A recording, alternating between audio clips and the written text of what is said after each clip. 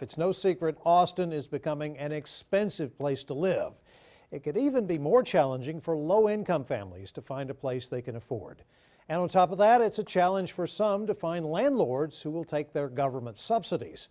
Yesterday, the City Council approved an ordinance that would stop landlords from discriminating against potential renters with housing vouchers.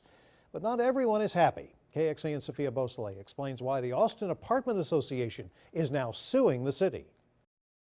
I got salami here. At one point, Johnny Everson didn't have a kitchen or a roof over his head. I was homeless for probably about 2 years. Johnny is a combat veteran and has permanent disability.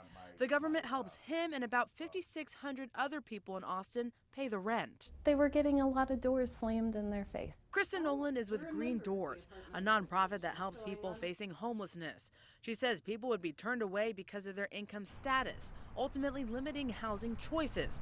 City Council passed an ordinance that won't allow landlords to discriminate against renters with government housing vouchers. We were really excited about the opportunity to not be discriminated against for people that are seeking housing locally. So it was a victory. But not everyone agrees. The point of this is the ordinance doesn't let property owners make the willing choice of to participate in the federal program or not. The Austin Apartment Association is suing the city and trying to block the law. It says the city's ordinance is not valid because it violates the Texas and U.S. constitutions. Landlords say it interferes with private property rights and burdens them with inspections, maintenance, and complicated federal regulations. It's not that we have anything against the voucher or the person that is the recipient of the voucher. It's the program itself. I have my own key. I can put it in my door. For Johnny, he says the program's worked and has kept him off the streets. Sophia Beausoleil, KXAN News. This ordinance is supposed to go into effect next month.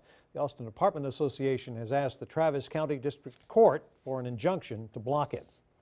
This lawsuit comes at a time when many people are struggling to afford to live in Austin.